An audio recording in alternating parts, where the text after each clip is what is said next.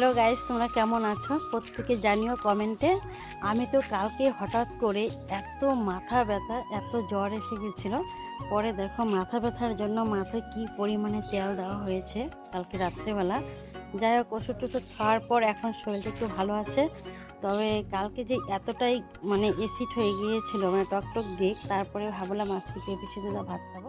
তবে রান্না করে যাচ্ছি, এখন রান্না করব। চলো আমার সঙ্গে আজকে থাকো সারাটা দিন। কি করি না করি সব কিছু শেয়ার করব। দেখো কত সবজি, ঘরে কিন্তু সবজির অভাব নেই, তবুও আজকে পেঁপে সিদ্ধ দিয়ে ভাত খেতে হলো। কী কারণে সব কিছু তোমরা ভিডিওটা দেখলেই বুঝতে পারবে। ঠিক আছে, দেখো আজকে কিন্তু ঘরে এত কিছু সবজি থাকার পরেও শুধু পেঁপে সিদ্ধ ভাত, আর দেখো যে অর্ধেকটা কাঁচা লঙ্কা আর একটু লবণ আর সামান্য পরিমাণে নিব তেল। তবে আজকে এইটুকুই আমার খাওয়া দাওয়া।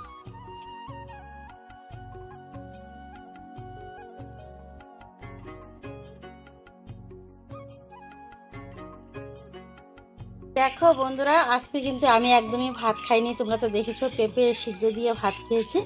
তবে এখন রান্না করছি একটু, বলো তো কি, শ্যামাই। তার জন্য আমি দুধটাকে আগের থেকে জাল করে রেখে দিয়েছি। দেখো একদম সাইডে কিন্তু সর পড়ে গেছে দুধটা। তবে আমি সরটা একটু ভেঙে নিচ্ছি। আর এখন আমি দিয়ে দেবো, যেহেতু আগের থেকে দুধটা জাল করা ছিল, তার জন্য আমি দিয়ে দেবো পরিমাণ মতো চিনি।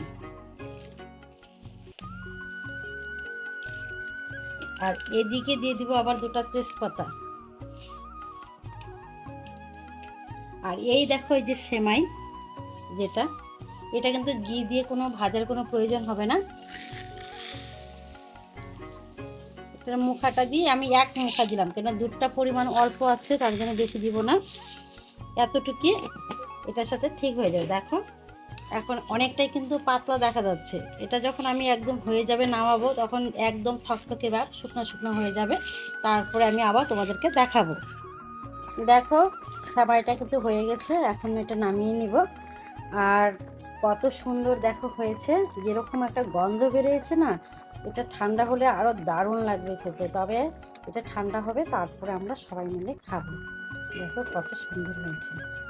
বন্ধুরা দেখো আমাদের সেমাই কিন্তু রেডি হয়ে গেছে। আর নন্দু কিন্তু গরমে সরমেই খাচ্ছে। ও আর এটা ধৈর্য মানছে না, ও গরমে দেখো পুড়িয়ে পুড়িয়ে ঠান্ডা করে খাচ্ছে। তবে তোমার দাদা ভাইয়ের জন্য, আমার জন্য, আমার ছেলের জন্য রেখে দিয়েছি। সে কলেজ থেকে এসে তারপরে খাবো। আর এই যে এখন আমি খাবো, এই যে নন্দু খাচ্ছে। তোমরা তো সকাল থেকে সব কিছুই জানতেই পারলাম। আমি আজকে এক পেঁপে সিদ্ধ দিয়ে খেয়েছিলাম, কেননা আজকে সবজি খাইনি। পেটের অবস্থা, শরীরের অবস্থা একদমই ভালো না।